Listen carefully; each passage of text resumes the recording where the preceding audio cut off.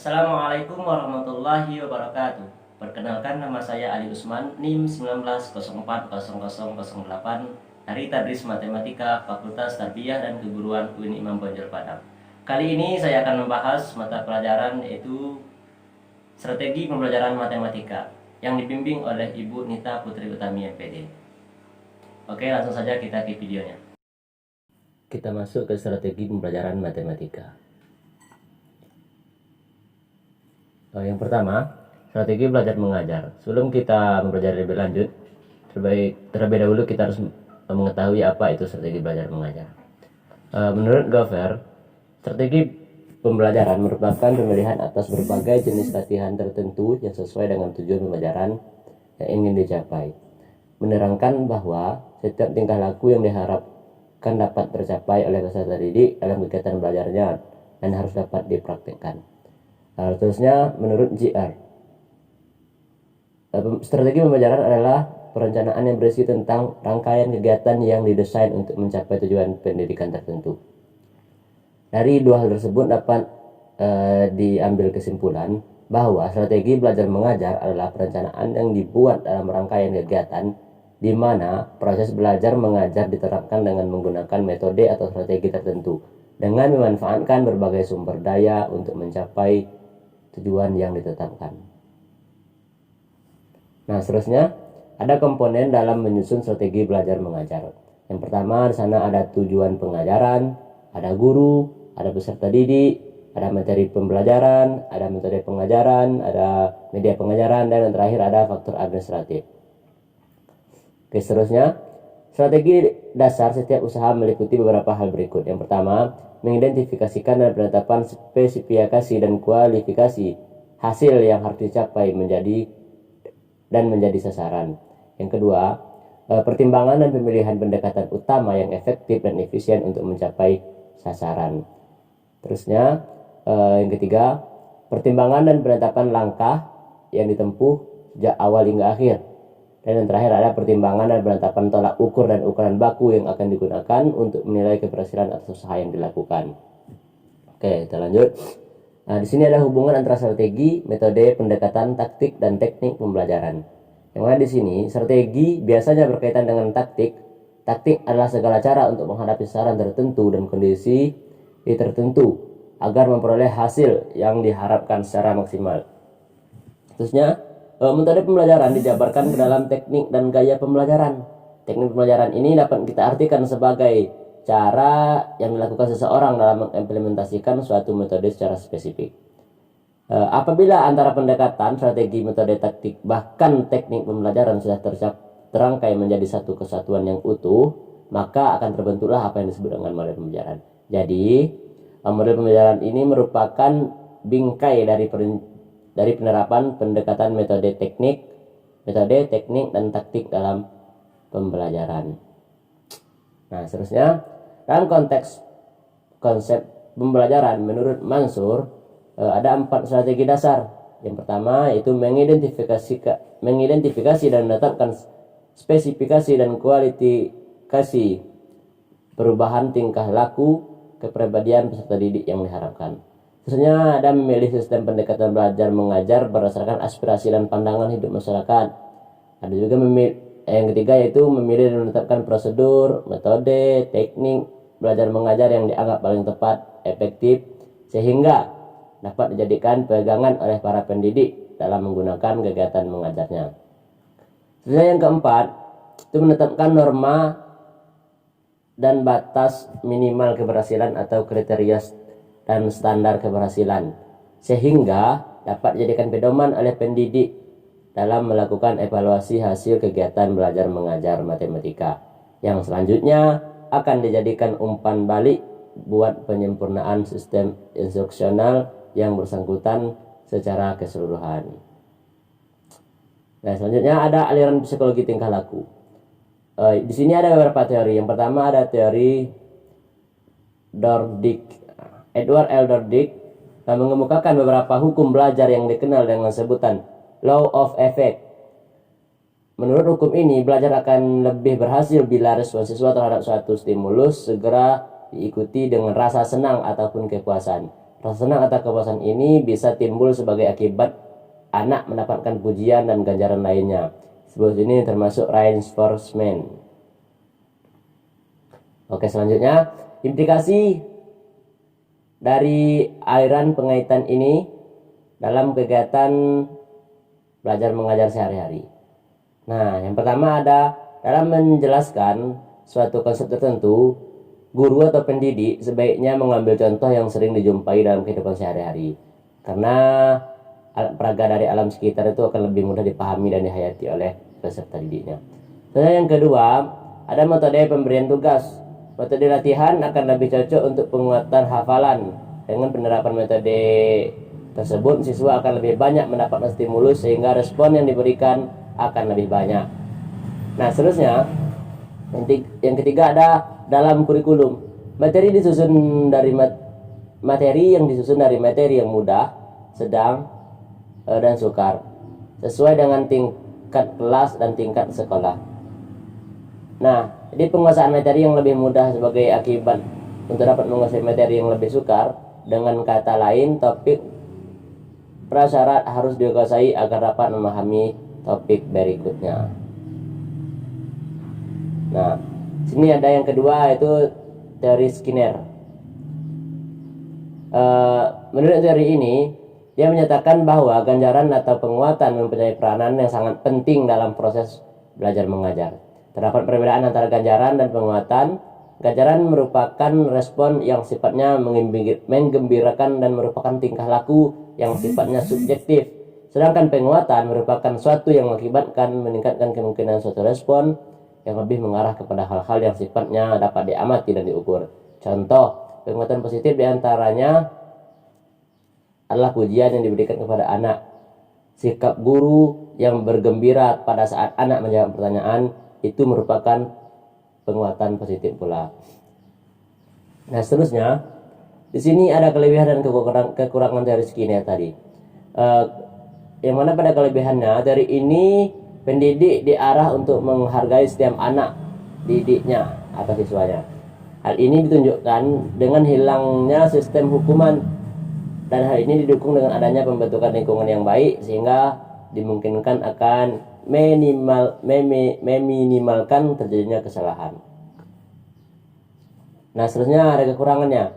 Kekurangannya, tanpa adanya sistem hukuman akan dimungkinkan dapat membuat anak didik menjadi kurang mengerti tentang sebuah kedisiplinan. Nah, kedisiplinan ini sangat penting dalam pendidikan. Hal tersebut akan menyulitkan jalannya kegiatan belajar mengajar dengan melaksanakan master. Nah, yang ketiga ada teori Ausubel. Teori Ausubel ini dikenal dengan belajar bermakna dan pentingnya pengulangan sebelum belajar dimulai. Ia membedakan belajar menemukan dengan belajar menerima, jadi tinggal menghafalnya. Nah, selanjutnya, bahwa Ausubel ini mengemukakan bahwa ekspositori adalah metode mengajar yang baik dan bermakna. Hal ini dikemukakan berdasarkan hasil penelitiannya. Belajar menerima maupun menemukan sama-sama berupa belajar menghafal atau bermakna. Di sini kita lihat kelebihan dan kekurangan teori Ausubel ini. Kelebihannya, yang pertama itu informasi yang dipelajari secara bermakna lebih lama diingat. Konsep baru yang telah dikaitkan dengan konsep relevan sebelumnya dapat meningkatkan konsep yang telah dikuasai sebelumnya sehingga memudahkan proses belajar mengajar berikutnya. Terusnya, yaitu informasi yang telah dilupakan pernah dikuasai sebelumnya masih meninggalkan bekas sehingga memudahkan proses belajar mengajar untuk memahami materi yang mirip walaupun telah lupa. Nah,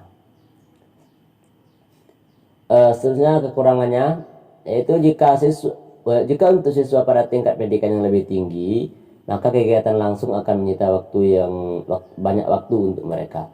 Nah, menurut Ausubel ini telah efektif kalau guru menggunakan penjelasan peta konsep, demonstrasi, diagram, dan ilustrasi. Seterusnya ada teori Gagne. Nah, menurut teori ini, dalam belajar matematika ada dua objek yang dapat diperoleh langsung oleh siswa, yaitu objek langsung dan objek tidak langsung. Objek tak langsung ini antara lain kemampuan menyelidiki dan memecahkan masalah belajar mandiri, bersikap positif terhadap matematika, dan tahu bagaimana semestinya belajar. Sedangkan objek langsung itu berupa fakta, keterampilan, konsep, dan aturan-aturan. Oke, kita lanjut. Seterusnya, ada kelebihan dan kekurangan teori Gatsby ini.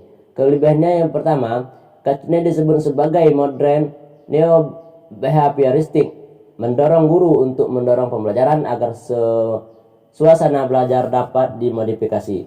Nah, seterusnya, cocok diterapkan untuk melatih anak yang masih membutuhkan dominasi peran orang dewasa. Suka mengulangi dan harus dibiasakan. Suka meniru dan senang dengan bentuk penghargaan langsung seperti diberi hadiah dan pujian. Terusnya dapat dikendali melalui cara mengganti stimulus alami dengan stimulus yang tepat untuk mendapatkan pengulangan respon yang diinginkan. Nah, kita lihat kekurangannya. Pembelajaran siswa yang berpusat pada guru, di mana guru bersifat otoriter.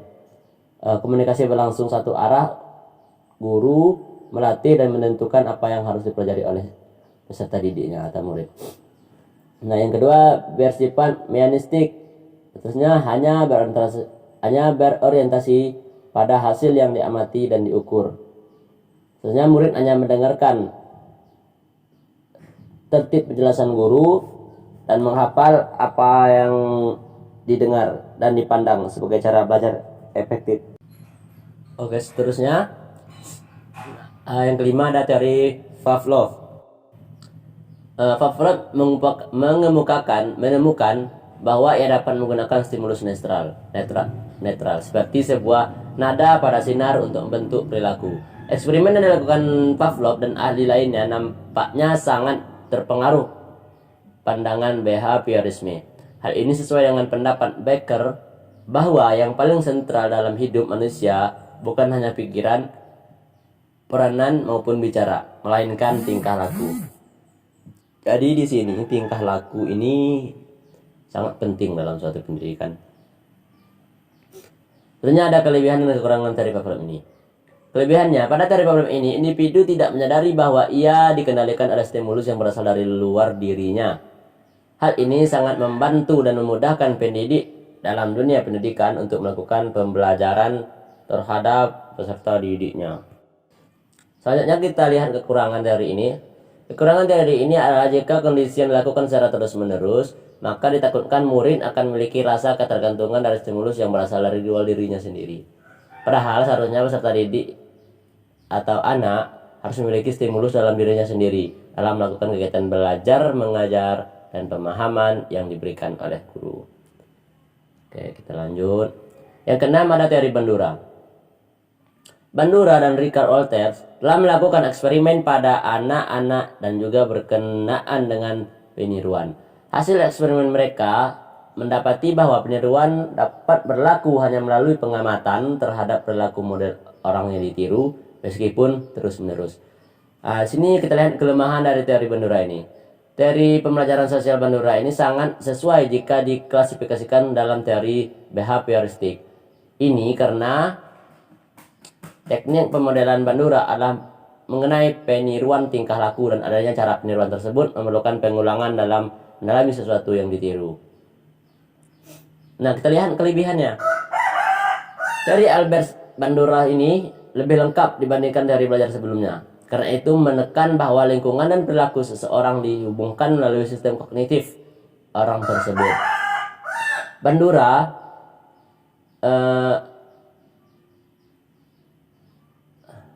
Bandura memandang tingkah laku manusia bukan semata-mata refleks atau stimulus, melainkan juga akibat dari reaksi yang timbul akibat interaksi antara lingkungan dan kognitif manusia itu sendiri. Oke, seterusnya ada jenis-jenis peniruan. Nah, yang pertama ada peniruan langsung. Peniruan langsung ini dikembangkan berdasarkan dari pembelajaran sosial Albert Bandura. Ciri khasnya yaitu adanya modeling, yaitu suatu fase di mana seorang mencontohkan sesuatu melalui demonstrasi bagaimana suatu keterampilan itu dilakukan. Contohnya meniru gaya penyanyi artis idola yang kita sukai. Ya, itu termasuk contohnya. Yang kedua ada peniruan tak langsung. Peniruan tak langsung ini adalah melalui imajinasi atau pengertian secara tidak langsung. Contohnya meniru watak yang dibaca dalam buku, meniru watak penulis sebuah buku. Itu kan kita hanya berimajinasi dengan membaca, kita mengandai-andaikan bagaimana watak orang tersebut. Itu peniruan tak langsung. Sebenarnya ada peniruan gabungan. Peniruan gabungan itu adalah peniruan dari menggabungkan dua jenis di atas tingkah laku, dua jenis tingkah laku sebelumnya. Yang mana contohnya kita belajar meniru gaya guru melukis. Nah, guru melukis itu kan kita secara langsung kita menyaksikan, dan secara tak langsungnya kita tuh berimajinasi bentuk lukisan itu bagaimana gitu. Terusnya ada peniruan sesaat atau seketika. Tingkah laku yang ditiru dalam peniruan ini hanya sesuai untuk situasi tertentu saja. Contohnya meniru gaya pakaian televisi. Ada juga yang sekarang ini pakaian kebarat-baratan, itu banyak ditiru oleh anak muda. Tapi hal ini tidak boleh digunakan untuk di sekolah. Nah, seterusnya ada peniruan berkelanjutan. Tingkah laku yang ditiru boleh ditonjolkan dalam situasi apapun. Contohnya pelajar meniru gaya bahasa seorang guru. Ini juga baik, selalu berkelanjutan. Seterusnya ada aliran latihan mental. Aliran ini berkembang sampai dengan abad 20 yang mengemukakan bahwa struktur otak manusia terdiri atas gumpalan otot. Agar ini kuat, maka harus dilatih dengan beban. Makin banyak latihan dan beban yang makin berat, maka otot atau otak makin kuat pula. Nah, oleh karena itu jika anak atau siswa ingin pandai, maka harus dilatih otaknya dengan cara banyak berlatih, memahami dan mengerjakan soal-soal yang benar. Aliran ini sesuai dengan pepatah, pisau semakin diasah maka akan semakin tajam. Begitu pula dengan otak dan pikiran manusia. Jika kita menggunakan otak kita untuk berpikir dalam belajar, maka kita akan menjadi semakin banyak ilmunya dan banyak pengalamannya serta pengetahuannya. Nah, sebagai seorang pendidik, kita juga harus mampu memahami peserta didik. Aliran latihan mental ini cukup baik digunakan dalam metode pembelajaran, tetapi disesuaikan dengan kemampuan peserta didik tersebut. Nah, pemberian materi bisa dilakukan dari hal-hal yang cukup mudah sampai kepada tingkatan yang paling atas secara hierarki, sehingga peserta didik tidak terkejut dan nyaman, sehingga kegiatan belajar mengajar berjalan lancar. Nah, ada aplikasi pendekatan aliran tingkah laku bagi guru matematika. Di sini seorang guru harus memiliki pedoman, acuan, panutan, dan profesional dalam mengajar sesuatu. Karena di aliran ini, guru lebih dituntut sebagai panduan untuk meniru bagi peserta didiknya. Kita lanjut, aliran psikologi kognitif. Nah, aliran psikologi kognitif ini adalah suatu proses belajar yang lebih mementingkan proses belajar daripada hasil belajar. Jadi prosesnya yang lebih penting. Nah, itu sendiri dari proses belajar itu sendiri. Nah, dan merupakan teori belajar yang melibatkan pola pikir siswa dalam proses belajar. Nah, sebenarnya ada teori Gestalt. Teori Gestalt ini dalam menyajikan pelajaran, guru jangan memberikan konsep yang harus diterima begitu saja, melainkan harus lebih mementingkan pemahaman terhadap proses terbentuknya konsep tersebut daripada hasil akhir. Seterusnya ada teori Brunner.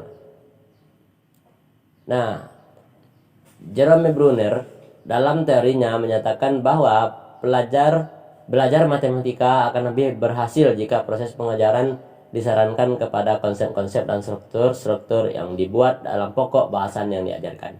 Di samping hubungan yang terkait antara konsep-konsep dan struktur-struktur.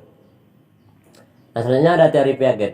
Teori ini dikemukakan oleh Jean Piaget yang menyebut bahwa struktur kognitif sebagai skema, yaitu kumpulan dari skema-skema seorang individu memberikan respon terhadap stimulus. Disebabkan karena bekerjanya skema ini tadi. Biasanya ada teori Van Hiele. Dalam pengajaran geometri terdapat teori belajar yang dikemukakan oleh Van Hiele yang menguraikan tahap-tahap perkembangan mental anak dalam geometri. Van Hiele ini adalah seorang guru seorang guru bangsa Belanda yang mengadakan penelitian dalam pengajaran geometri. Nah, selanjutnya ada teori Brownell. Teori Brownell ini didasarkan pada keyakinan bahwa anak-anak pasti memahami apa yang sedang mereka pelajari. Jika belajar secara permanen atau secara terus-menerus untuk waktu yang lama, W. Brownell mengemukakan bahwa belajar matematika harus merupakan belajar bermakna dan belajar pengertian. Nah, selanjutnya aplikasi bagi seorang guru matematika mengenal aliran kognitif ini. Ya, ini ada bagi seseorang guru yang utama adalah proses belajar. Nah, proses belajar itu yang paling utama, di mana lebih mementingkan proses belajar daripada hasil belajar itu sendiri, dan merupakan teori belajar yang melibatkan pola pikir siswa dalam proses belajar. Seorang guru berpengaruh besar dalam pembelajaran, berupa pentingnya pengetahuan awal siswa dan strategi penguatan memori mereka dan pola berpikir. Nah, seterusnya ada kemampuan dasar mengajar. Kemampuan dasar belajar mengajar. Nah, kemampuan dasar mengajar adalah generic teaching skill atau keterampilan dasar teknik instruksional, yaitu keterampilan yang bersifat generik, mendasar, atau umum yang harus dikuasai oleh setiap guru. Terlepas dari tingkat kelas di bidang studi yang diajarkannya, kemampuan dasar mengajar ini merupakan keterampilan yang kompleks. Pada dasarnya menanyakan pengintegrasian utuh yang dari berbagai keterampilan yang jumlahnya sangat banyak. Hasilnya ada macam-macam kemampuan mengajar. Yang pertama ada keterampilan membuka dan menutup pelajaran. Terusnya ada keterampilan bertanya, ada keterampilan memberi penguatan, ada keterampilan mengadakan variasi, dan ada keterampilan membimbing diskusi, ada keterampilan mengelola kelas, ada keterampilan mengajar kelompok kecil dan perorangan. Nah, seterusnya ada aplikasi seorang guru dalam kemampuan dasar mengajar. Nah, aplikasi seorang guru dalam kemampuan dasar mengajar ini harus mempunyai kemampuan sebagai berikut. Yang pertama ada keterampilan membuka dan menutup pelajaran, ada keterampilan bertanya, keterampilan memberi penguatan, ada keterampilan mengadakan variasi, keterampilan menjelaskan, keterampilan membimbing diskusi atau kelompok kecil, ada keterampilan mengelola kelas, dan adalah keterampilan mengajar kelompok kecil dan perorangan. Nah, di sini seterusnya ada pendekatan konstruktivisme. Teori konstruktivisme ini didefinisikan sebagai pembelajaran yang bersifat generatif, yaitu tindakan mencipta suatu makna dari yang dipelajari. Konstruktivisme sebenarnya bukan merupakan gagasan yang baru. Apa yang dilalui dalam kehidupan kita selama ini merupakan himpunan dan pembinaan pengalaman demi pengalaman. Ini menyebabkan seorang mempunyai penguatan dan menjadi lebih dinamis.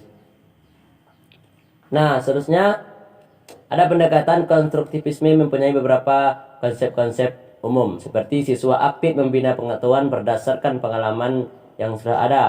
Terus ada dalam konteks pembelajaran, pelajar seharusnya membina diri sendiri pengetahuan mereka. Nah, seterusnya ada pentingnya membina pengetahuan secara aktif oleh pelajar sendiri melalui proses saling mempengaruhi antara pembelajaran terdahulu dengan pembelajaran terbaru. Nah, seterusnya ada implementasi dalam pembelajaran matematika. Nah, tujuan pembelajaran dan pandangan konstruktivis bukan seberapa banyak memberi informasi untuk membentuk pengetahuan dan proses melakognitif untuk berpendapat. Nah, mengorganisasikan dan akuisisi informasi baru. Nah, kelebihan pembelajaran konstruktif dibanding pembelajaran yang lain adalah siswa dapat beraksi untuk membuat makna dalam proses konstruksi pengetahuan.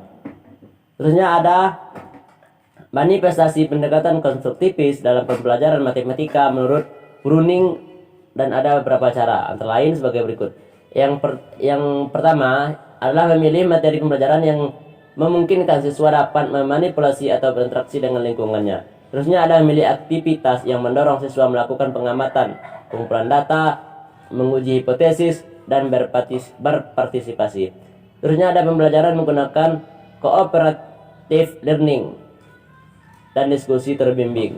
Nah, sebenarnya ada integrasi kurikulum misal menggunakan proyek tematik yang menggabungkan matematika, sains, membaca, dan menulis. Oke, selanjutnya ada posisi pengajaran konstruktivis di antara pendekatan lain. Nah, yang pertama ada model eksposisi, ada model kognitif, model behavioristik, model interaksional, dan model transaksional. Oke, selanjutnya aplikasi pendekatan konstruktivis bagi seorang guru matematika. Seorang guru matematika hendaknya mempromosikan dan mendorong pengembangan setiap individu dalam kelas untuk menguatkan konstruksi matematika, untuk mengajukan pertanyaan atau posting, konstruksian, pengeksplorasian, pemecahan, dan pembenaran masalah-masalah matematika, serta konsep-konsep matematika. Di sini guru juga diharapkan mencoba berusaha mengembangkan kemampuan siswa untuk merefleksikan dan mengevaluasi kualitas konstruksi mereka untuk para siswa. Nah, ada pendekatan pemecahan masalah matematika. Suatu masalah biasanya membuat suatu situasi yang mendorong seseorang untuk menyelesaikannya. Akan tetapi tidak tahu secara langsung apa yang harus dikerjakan untuk menyelesaikannya. Nah, jika satu masalah diberikan kepada seorang anak dan anak tersebut langsung mengetahui cara menyelesaikannya dengan benar, maka soal tersebut tidak dapat dikatakan sebagai masalah. Untuk memperoleh kemampuan dalam pemecahan masalah ini, seseorang harus memiliki banyak pengalaman dalam memecahkan berbagai masalah. Berbagai hasil penelitian menunjukkan bahwa anak yang diberi banyak latihan pemecahan masalahnya memiliki nilai lebih tinggi dalam tes pemecahan masalah dibandingkan anak yang latihannya lebih sedikit. Temuan ini telah banyak mengilhami penulis buku dan guru-guru dalam menyusun program pembelajaran masalah matematika. Nah, seterusnya untuk dapat mengajarkan pemecahan masalah dengan baik, ada beberapa hal yang perlu dipertimbangkan. Yang pertama sekali itu ada waktu. Itu waktu adalah sangat penting. Ada manajemen waktu, ada perencanaan, sumber daya yang diperlukan, ada peran teknologi. Jadi dalam kehidupan zaman sekarang ini, teknologi itu tidak bisa ditinggalkan. Oke, kita lanjut. Strategi pemecahan masalah. Menurut George Folya, dalam pemecahan suatu masalah terdapat 4 langkah yang harus dilakukan, yaitu memahami masalah, merencanakan pemecahannya, menyelesaikan masalah sesuai rencana langkah kedua. Yang terakhir yaitu memeriksa kembali hasil yang diperoleh. Tahu lebih dikenal dengan istilah looking back. Selanjutnya ada pendekatan open-ended. Pendekatan open-ended dalam pelajaran matematika. Pendekatan open-ended ini merupakan salah satu upaya inovasi pendidikan matematika yang pertama kali dilakukan oleh para ahli matematika Jepang. Pendekatan ini lahir sekitar 20 tahun yang lalu dari hasil penelitian yang dilakukan oleh Shigeru Shimada, Toshio Sawada, Yoshiko Yashimoto, dan Kenichi Shibuya. Nah, penggunaan masalah terbuka atau open-ended ini menjadi sangat relevan dalam pelajaran matematika dengan maksud untuk mengembangkan kemampuan komunikasi matematik, sekaligus memanipulasi siswa untuk mengembangkan ide-ide matematikanya. Ini sesuai dengan Mahmud Ali. Contoh penerapan problem open-ended dalam kegiatan pembelajaran adalah ketika siswa diminta mengembangkan metode, cara, atau pendekatan yang berbeda dalam menjawab permasalahan yang diberikan dan bukan berorientasi pada jawaban atau hasil akhir. Nah, selanjutnya ada keunggulan dan kelemahan dari open-ended ini. Keunggulan dari pendekatan open-ended ini, siswa berpartisipasi lebih aktif dalam pembelajaran yang sering mengekspresikan ide. Siswa memiliki kesempatan lebih banyak dalam memanfaatkan pengetahuan keterampilan matematik secara komprehensif. Siswa dengan kemampuan matematika rendah dapat merespon permasalahan dengan cara mereka sendiri. Siswa secara intrinsik termotivasi untuk memberikan bukti atau penjelasan. Siswa memiliki pengalaman yang banyak untuk menemukan sesuatu dalam menjawab permasalahan. Nah, kita lihat beberapa kelemahannya, yaitu membuat dan dan menyiapkan masalah matematika yang bermakna bagi siswa bukanlah pekerjaan yang mudah. Mengemukakan masalah yang langsung dapat dipahami siswa sangat sulit, sehingga banyak siswa yang memahami kesulitan bagaimana cara merespon permasalahan yang diberikan. Nah, siswa dengan kemampuan tinggi merasa ragu atau mengemaskan jawaban mereka, ragu atau mengemaskan ragu dalam mengemas jawaban mereka. Mungkin adanya sebagian siswa yang merasa bahwa kegiatan belajar mereka tidak menyenangkan karena kesulitan yang mereka hadapi. Seterusnya, aplikasi pendekatan open-ended bagi guru matematika. Problem yang diformulasikan memiliki multi jawaban yang benar disebut dengan problem open-ended. Nah, dengan problem open-ended, tujuan utamanya bahwa guru bukan untuk mendapatkan jawaban, tetapi lebih menekankan pada cara bagaimana sampai pada suatu jawaban. Di jalannya yang penting. Dengan demikian, bukan hanya ada satu pendekatan atau metode dalam mendapatkan jawaban, namun beberapa atau banyak. Sesungguhnya, open-ended menjadikan suatu kesempatan kepada siswa untuk menginvestigasi berbagai strategi dan cara yang diyakininya sesuai dengan mengelaborasi permasalahan. Nah, tujuannya tidak lain adalah agar kemampuan berpikir matematika siswa dapat berkembang secara maksimal pada saat kegiatan kreatif dari setiap siswa terkomunikasikan melalui proses belajar mengajar. Nah, selanjutnya ada pendekatan realistik. Pendekatan realistik ini secara bahasa didefinisikan sebagai suatu frase yang terbentuk dari kata pendekatan realistik.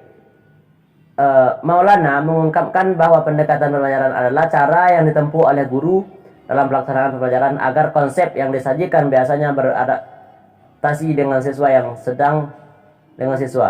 Sedangkan kata realistik sendiri sering diartikan sebagai sesuatu yang real atau nyata, sehingga pendekatan realistik merupakan satu pendekatan atau cara pembelajaran di mana mendekatkan siswa kepada hal-hal yang bersifat nyata, yaitu dengan memanfaatkan lingkungan sekitar sebagai materi pembelajaran. Nah, seterusnya ada prinsip-prinsip pembelajaran realistik.